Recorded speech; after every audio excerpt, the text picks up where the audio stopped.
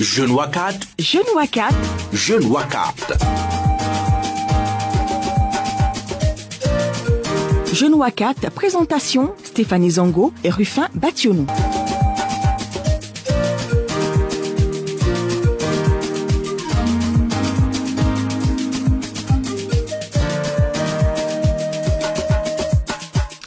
Le rôle traditionnel dévolu à la femme dans nos sociétés est celui de l'éducatrice. C'est elle qui transmet dans un premier temps aux futures générations la culture, les valeurs, les connaissances. En période de conflit, malheureusement, il n'est pas rare que les femmes soient prises pour cible.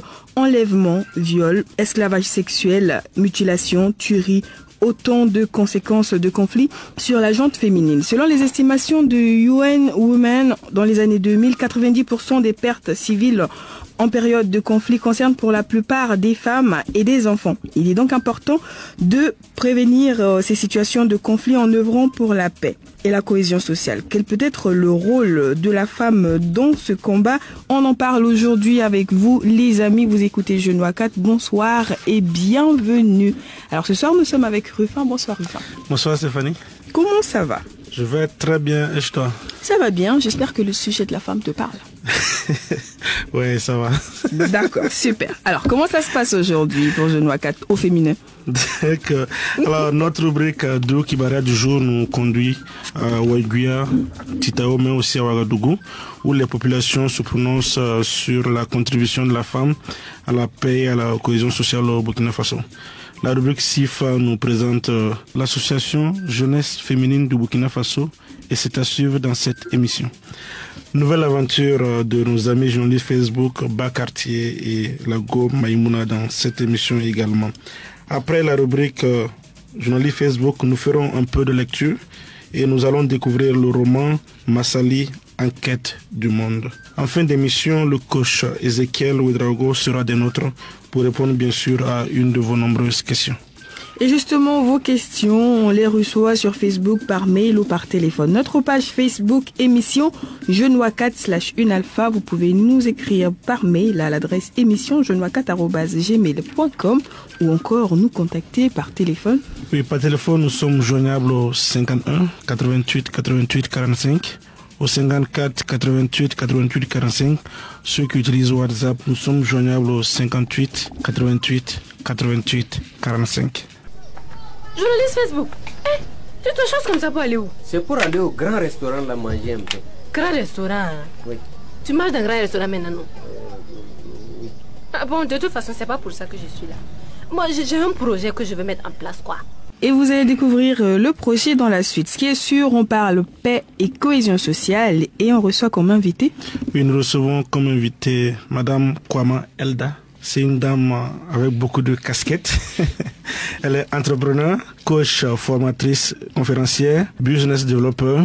Elle est promotrice de l'agence de capacity building et d'événementiel multilingue Improve You. C'est bien présenté? Oui, tout à fait. Moi, j'ai envie de dire avec plusieurs foulards. Ok. Je te le concède. Ça va aussi. Bienvenue. Merci de me recevoir pour cette émission. On espère que tu te portes bien. Tout à fait, je vais très bien et je suis tout à fait contente d'être là pour parler de cohésion sociale et de paix, surtout au Burkina Faso.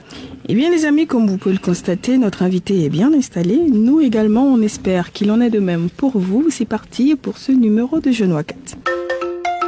Jeune Wakat, Dougou Kibaria, la voix des jeunes. Quel rôle les femmes peuvent-elles jouer pour garantir la paix et la cohésion sociale dans les zones en conflit? Les réponses des populations de Waiguia, de Titao, mais aussi de Ouagadougou. L'élément est signé Rufin Bationou, Bouraïma Ouedraogo et Lassane Kagone. Elles doivent être tolérantes et cultiver la tolérance, quoi. Aider vraiment les enfants et d'autres femmes pour garantir la paix. Les jeunes femmes doivent surtout soutenir leur mari et bien conseiller leurs enfants pour les permettre de respecter les coutumes. Parce que nos coutumes prônent le vivre ensemble. Dans une zone d'insécurité, les femmes ont un rôle très important à jouer. Donc pour ce faire, elles doivent soutenir leur mari, voilà, et puis ne pas conseiller les enfants à se venger un jour ou soit c'est militer dans les camps terroristes et puis dire que voilà, ce sont elles qui ont tué mes frères, mes sœurs, et puis voilà, vouloir être des terroristes un jour parce que ça contribue encore à aggraver la situation. Ce que les femmes peuvent faire est que nous les femmes, nous devons soutenir nos maris pour qu'ils ne se découragent pas. Ensuite, nous devons éduquer nos enfants pour qu'ils ne sortent pas se vagabonder au hasard. La femme doit promouvoir la tolérance et le pardon. Nous vivons dans une société et la vie en communauté sous-entend en tout cas des manquements. Et la femme doit promouvoir cette tolérance-là et le pardon au sein de la société. Le vivre ensemble doit impérativement unir toutes les couches sociales. Pour dire que la femme doit promouvoir le vivre ensemble. La femme doit éduquer ses enfants et surtout son entourage afin que la cohésion sociale soit parfaite. Le respect, chaque femme aussi doit jouer son rôle, se respecter pour qu'il aille l'entendre. Le reste là, ça vient. Ce que la femme doit faire pour promouvoir la paix et la cohésion sociale, c'est d'abord passer le message de paix et de cohésion sociale dans la famille, éduquer et enseigner la paix aux enfants, doit être tolérant au sein de la société. Et la femme aussi doit avoir le courage de prendre la parole au sein du public pour pouvoir peut-être passer un message de paix et de cohésion sociale qui pourra être vraiment utile pour nos enfants de demain. Respecter entre nous-mêmes et aussi on doit faire entre groupes pour travailler. On doit, entre moi et puis ma coépouse là, on doit se comprendre pour la cohésion sociale. Pour une jeune femme, son rôle c'est d'éduquer les enfants pour les apprendre à être des citoyens qui laissent la tolérance entre eux, surtout le civisme. La femme doit militer dans des associations féminines. Par exemple, elle-même, elle doit quand même se faire sentir. On dit que ce que femme veut, Dieu veut. C'est la femme qui peut amener beaucoup de gens à changer d'idée. Jeunes Wakat, c'est votre émission de jeunes pour les jeunes avec les jeunes. Alors, Elda, à la suite des intervenants de notre micro-trottoir, je voudrais vous retourner la question. Quel rôle les femmes peuvent-elles jouer en situation de conflit pour garantir la paix et la cohésion sociale? La femme aujourd'hui peut, dans sa façon de communiquer, quand elle est mère par exemple, elle doit pouvoir transmettre à ses enfants le bon comportement. Pourquoi je dis le bon comportement? Un artiste ivoirien dit que la paix n'est pas un vain mot, c'est un comportement. Voilà, c'est un ensemble en fait de valeurs qu'on acquiert au fil du temps. Donc la femme en tant que mère peut transmettre ses valeurs et la génération à venir est sauvée de potentiels conflits. La femme en tant que, je dirais quoi, épouse, c'est elle encore qui doit calmer le tempérament du mari. Non, je vous le dis sincèrement, l'homme est plutôt ouvert à des conflits. Et il n'a pas peur vraiment d'aller dans la confrontation. Mais la dame derrière, en fait, joue toujours ce rôle, en fait, de ramener tout ça la balle à terre. Enfin, la femme en tant que citoyenne. Donc, elle n'est pas forcément femme au foyer, elle n'est pas forcément, je sais pas, mère. Elle a une attitude toujours dans sa communication. Comment est-ce qu'elle se comporte lorsqu'il y a un conflit? Est-ce qu'elle est de celles-là qui vont donner de la voix pour que la paix soit rétablie, ou bien elle va être celle-là qui va être, je sais pas, celle même qui apporte le désordre? Bon, quand je prends l'exemple des 30 et 31 octobre 2014, on se rappelle des femmes qui sont sorties avec les spatules. Mais derrière, c'est vrai qu'elles étaient engagées, mais derrière, elles voulaient qu'il y ait une certaine paix qui revienne dans notre société. Donc il y a 3 niveaux. Est-ce que tu es épouse, tu peux faire quelque chose. Est-ce que tu es mère, tu peux faire quelque chose. En tant que citoyenne, tu peux faire quelque chose. Et heureusement, il y en a qui l'ont comprise et qui se mobilisent justement pour œuvrer en faveur de la paix. Une association qu'on découvre pour la suite. Sifa. Au départ, elle s'associe pour défendre les droits de la femme et participer à son autonomie. Le contexte d'insécurité dans certaines régions du pays amène l'association jeunesse féminine à s'intéresser au rôle que peuvent jouer ces femmes pour garantir la paix et la cohésion sociale dans les zones de conflit. Zoom sur une association composée de jeunes filles et de jeunes femmes. C'est avec Rose Jocelyne Ouedraogo. Après une formation en leadership féminin, Elodie Dayen et ses collaboratrices décident de créer l'association Jeunesse féminine du Burkina Faso en 2014. L'objectif L'objectif de cette association, défendre les droits de la femme et participer à l'autonomisation économique des femmes rurales. Elodie Dayen, présidente de l'association. Dès le départ, en 2014, nous avons décidé d'axer nos activités sur leur formation et leur autonomisation économique à travers les TIC. Nous avons sillonné les régions du Burkina Faso et nous avons pu former 40 femmes par région. Et quand on arrive dans les zones de déplacés, on se rend compte que la femme est la plus souffrante de la situation. Il y a son intimité qu'elle doit gérer dans un milieu qui n'est pas propice. Il y a ses activités qu'elle menait dans son village qu'elle doit abandonner, venir s'asseoir, alors qu'il n'est pas évident que l'homme qui n'avait pas la culture de gérer la femme ait du coup envie de travailler pour la femme. Donc quand elles arrivent dans les milieux neutres, elles sont obligées de s'adonner à des activités qui ne les honorent pas et aussi elles sont souvent victimes de viols dans ces camps de déplacés. Contexte sécuritaire oblige, les jeunes femmes de l'association Jeunesse féminine du Burkina Faso mettent en place un projet en vue d'apporter leur contribution dans la reconstruction de la paix dans le pays. Tout a commencé du fait que nous avons constaté que de plus en plus la paix devient fragile au Burkina Faso. Et nous avons remarqué que plusieurs personnes se voient obligées de quitter leur résidence pour se retrouver dans des camps de déplacés. Et cela nous a vraiment touchés et nous avons décidé d'intervenir d'une manière ou d'une autre. Une intervention qui a abouti à des recommandations. Nous avons réuni des femmes du Burkina Faso, du Mali, du Niger, ici à Ouaga, pour les former et leur montrer l'importance de la femme dans cette quête de paix et aussi leur montrer les problèmes qu'elles peuvent rencontrer dans les réseaux sociaux et qui peuvent être des sources de radicalisation. Et à cette occasion, ces demoiselles et ces dames ont pu rédiger des recommandations. Entre autres, elles ont pu citer l'importance que la femme soit présente dans les instances de prise de décision en ce qui concerne la paix. Elles ont souhaité aussi que lorsqu'il s'agit de faire des recrutements, qu'on tienne compte des personnes qui sont en milieu de conflit et qu'il y a aussi des jeunes femmes. Elles ont demandé aussi à ce que la femme ait une place importante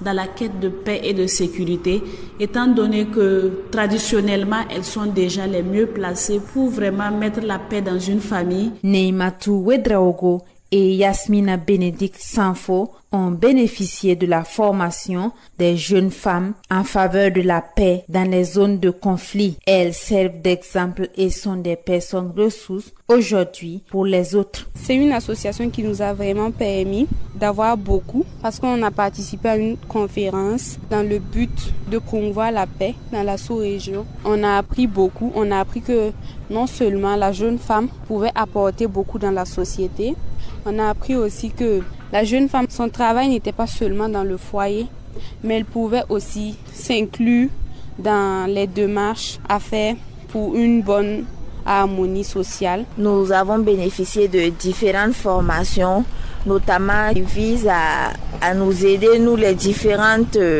filles et femmes du Burkina, à intervenir dans la résolution des conflits dans les différentes zones à risque afin que ces zones puissent retrouver leur confort et leur paix. Convaincus que les jeunes filles et femmes ont un rôle à jouer pour garantir la paix et la cohésion sociale dans les zones de conflit, Elodie Dayen et ses collaboratrices ne désespèrent pas. Elles font souvent face au manque de moyens financiers pour la concrétisation de leurs vœux, mais rien n'affecte leur élan. Jeune, crois en toi. Jeune Wakat. Voilà donc une association quand même qu'on peut citer comme exemple. Et on le sait également, en période de conflit, c'est vrai que les choses changent, mais quand même la femme reste une victime. Mais quand on en arrive à un conflit, quand c'est qu'on est dans un contexte africain où la voix de la femme est importante, mais sortie du cadre familial, ça devient autre chose. Est-ce que ça s'entend qu'une femme œuvre pour la paix? Est-ce qu'elle a une voix qui porte dans une zone de conflit? Aujourd'hui encore, on peut dire que leur voix n'est pas assez entendue. Parfois même, on ne leur demande pas leur avis. On a souvent ce rassemblement d'hommes pour voir comment est-ce qu'on va gérer l'intrusion de l'ennemi, comment est-ce qu'on va protéger nos familles. On a l'impression que ce sont les chefs de famille seulement qui se rencontrent pour voir comment on protège la famille, en oubliant que la femme aussi a un rôle dans cela. Plein de conseils la nuit. Et bien sûr. Non, ça c'est pour les cas où il y a conseil la nuit. Quand il n'y a pas de conseil la nuit, quand des femmes sont peut-être après la mort du mari, ou bien si elles sont veuves, ou elles sont en charge en fait d'une famille comme ça, il faut prendre en compte ces dames-là. Et ça, c'est encore un travail qui reste à faire. Alors, on va revenir au travail dans quelques instants, mais en attendant, on s'accorde une courte pause musicale et ça se passe avec Nourat qui nous chante au MD Afrique. Il sera question de paix et de cohésion sociale. J'ai vaincu l'Holocauste, le nazisme en plein hausse, vaincu l'apartheid en Afrique du Sud et au States. J'ai neutralisé le génocide, j'ai vaincu le colonialisme, le racisme et l'antisémitisme. Partout le besoin se fait sentir d'une mission. Je me sens investi et je m'engage auprès des opprimés. Dans vos yeux je fais briller la félicité. Je suis les étoiles dans le ciel, chaque couleur de l'arc-en-ciel. Ne l'oublie jamais, on m'appelle la paix. Je suis partout sur cette terre, dans les forêts et dans les mers. Épelle mon nom, je m'appelle la paix. De retour dans notre studio pour la suite de notre émission. Aujourd'hui, on est intéressé par le rôle que la femme peut jouer pour garantir la paix et la cohésion sociale, surtout dans les zones en conflit. Alors, merci beaucoup de nous écouter. Et pour la suite, ça sera peut-être un peu plus léger. On ne sait jamais avec ces trois-là. En tout cas, on va découvrir. Vous dites Facebook.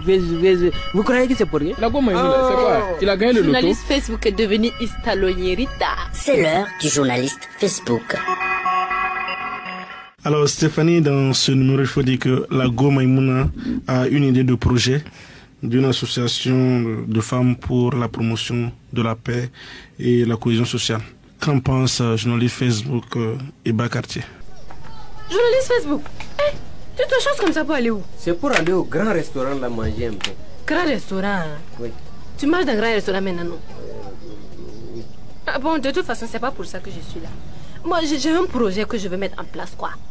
C'est pour ça que je suis venue te voir. Ah, ça c'est ça me plaît bien. Journaliste, tu vois que de nos jours là où il y a beaucoup de conflits, il y a beaucoup de guerres. Les guerres intercommunautaires là, même là, ça y est trop. Même dans la ville ici là, même là, rien ne va. Donc moi, je me suis dit que c'est mieux que de mettre les femmes devant, quoi. C'est parce qu'on n'implique pas les femmes là qu'il y a beaucoup de guerres et puis il y a beaucoup de conflits. Donc j'ai pensé à mettre une structure qui va promouvoir la cohésion et puis la paix, quoi. Maintenant, c'est une structure de femmes, voilà. Association des femmes, des jeunes femmes pour la paix et la cohésion sociale, voilà. Donc maintenant, je voulais venir te voir. Comme toi, tu es toujours branché là-haut. Tu vas me dire comment je dois faire, quoi. Attends, c'est une association de quoi? Association de jeunes femmes pour la paix, la promotion de la paix et la cohésion sociale, voilà. D'accord, Maïmouna. Nous, tout ce qu'on connaît là, depuis que le monde est monde là, femme, son travail, c'est d'aller faire Djanjoba. C'est de faire mariage, c'est de faire baptême, c'est de se réunir dans ces genres d'occasions. Depuis quand femme peut se mêler de problèmes de guerre? Est-ce que c'est la femme qui part à la guerre et puis elle va résoudre les guerres? Depuis quand femme peut œuvrer pour la promotion de la paix? Et puis en plus, c'est des jeunes femmes. Oui. Ça ne te va pas? Faut pas te foutre de nous. Mais je me fous pas de vous. Mais bien sûr que tu te fous de nous. C'est aux hommes de travailler pour la paix. Depuis quand femme peut faire plus que ça? C'est de s'occuper des femmes, son travail c'est à la maison. S'occuper des enfants, nettoyer la maison, faire des trucs. Si tu veux faire une association de jeunes femmes, il faut faire une association de jeunes femmes célibataires à la recherche de mari. Ça là, nous-mêmes, nous tous, on peut vous accompagner. Ou bien de faire une association de jeunes femmes pour la promotion des hommes. Parce que l'homme est au centre de la vie de la femme. Moi, j'ai fait une association pour la promotion des hommes. Mais bien sûr. Et moi, alors, ma promotion. Qui cherche promotion de... Quitte là-bas. Qui a besoin de promotion de femmes? Regardez-moi quelqu'un comme ça.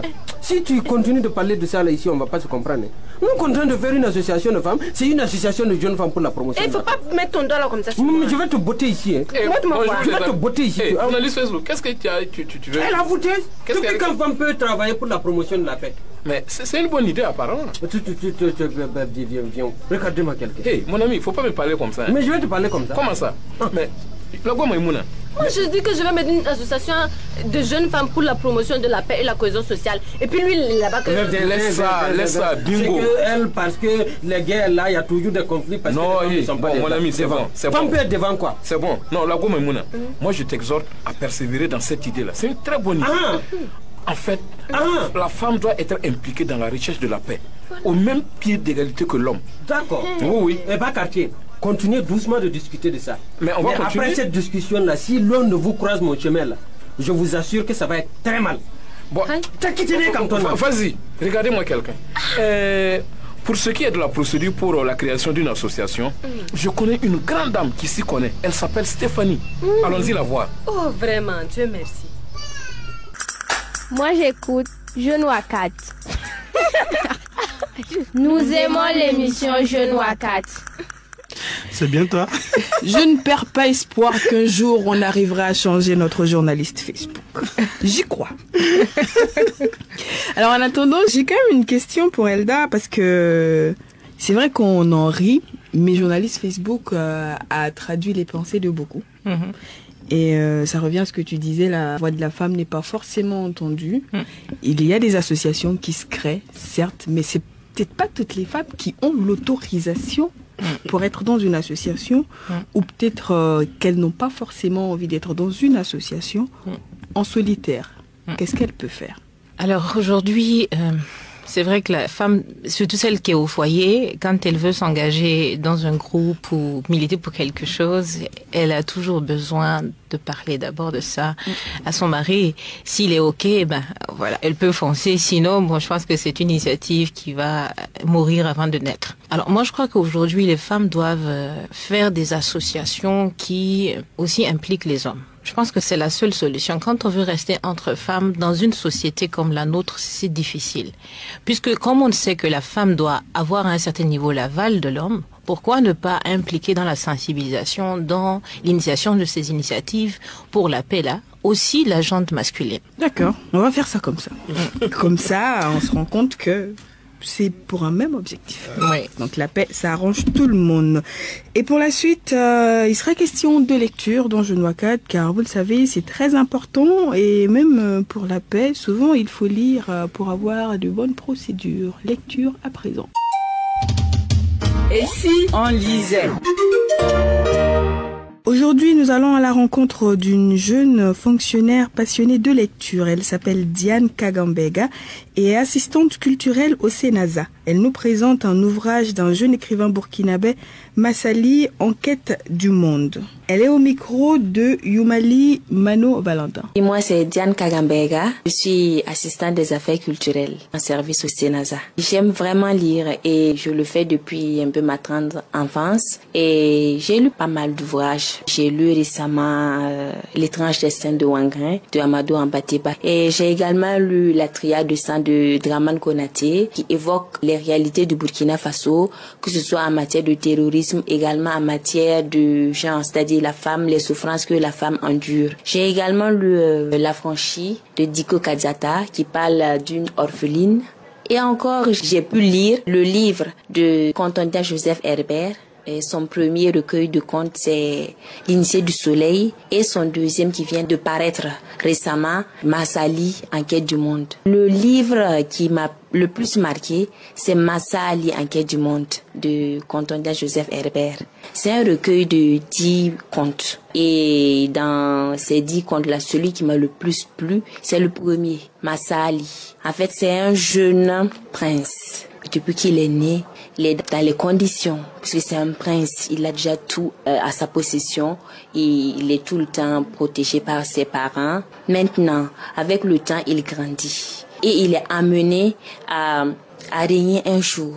Son papa lui a dit que un vrai dirigeant, c'est celui qui connaît la réalité de son peuple et qui connaît le monde. Donc, le jeune prince Massa Ali a suivi les conseils de son père et il a enfourché son cheval et il est allé à la conquête du monde. Allé pour connaître le monde et il a découvert pas mal de choses.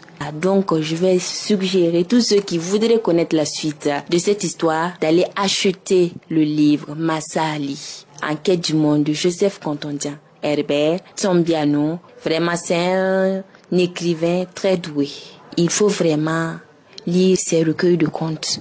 Il a la maîtrise de l'histoire, que ce soit de son ethnie Gourmaché ou du Burkina en général. Et quand tu lis par exemple son livre, ça te permet de connaître les us et coutumes d'autres ethnies, d'autres localités. Et c'est très important, vraiment, de se cultiver. En fait, je dirais que la lecture, c'est la nourriture de l'âme. La lecture nourrit l'âme.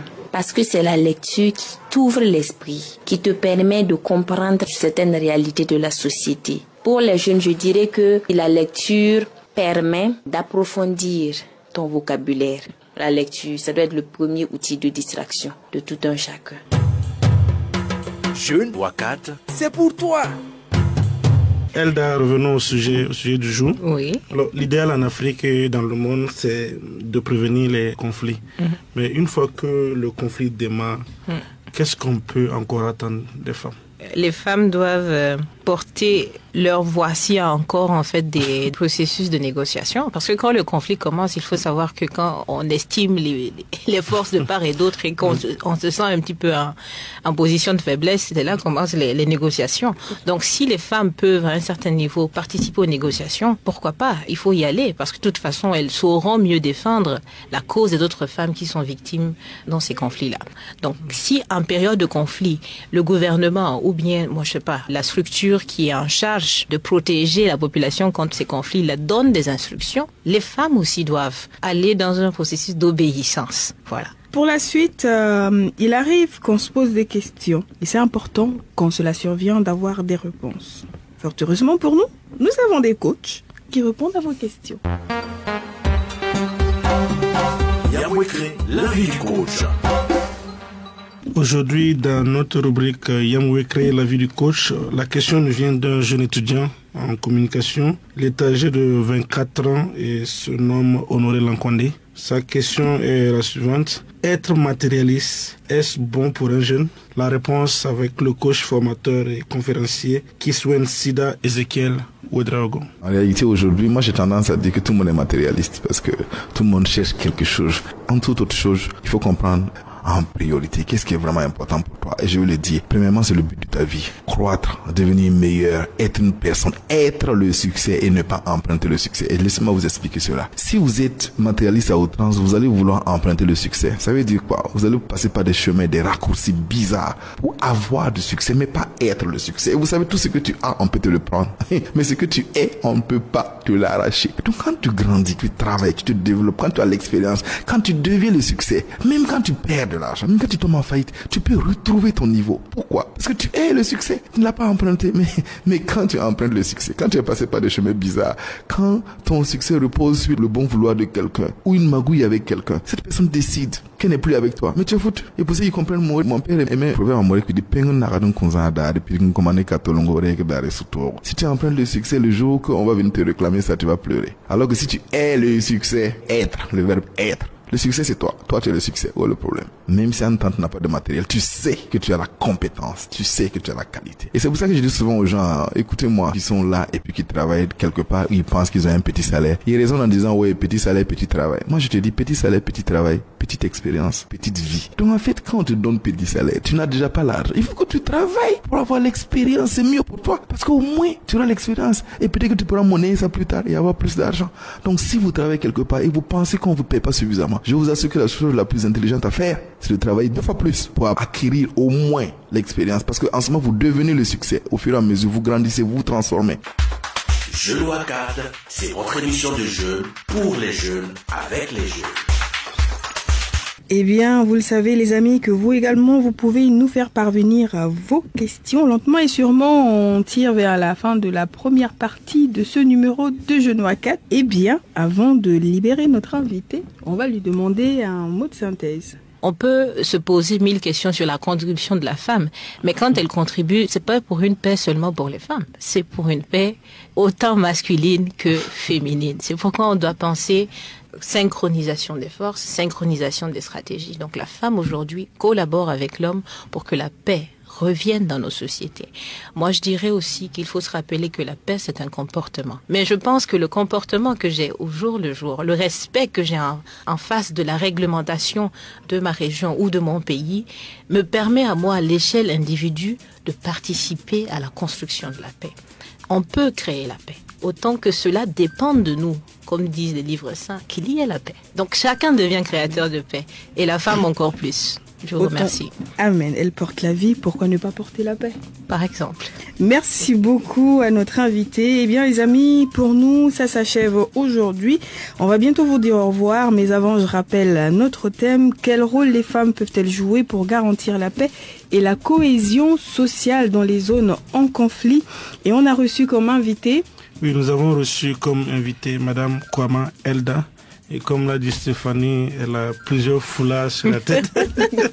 Entrepreneur, coach, formatrice et conférencière, business developer, promotrice de ImproView, une agence de capacity building et d'événementiel multilingue. Et qui on dit un grand merci. Ouais. Merci à vous aussi. Et pour l'échange. Bien les amis. Alors, je rappelle que nous avons rendez-vous les dimanches à partir de 17h pour cette émission et qu'à cet instant, on vous passe le témoin pour la suite de l'émission car c'est vous qui l'assurez.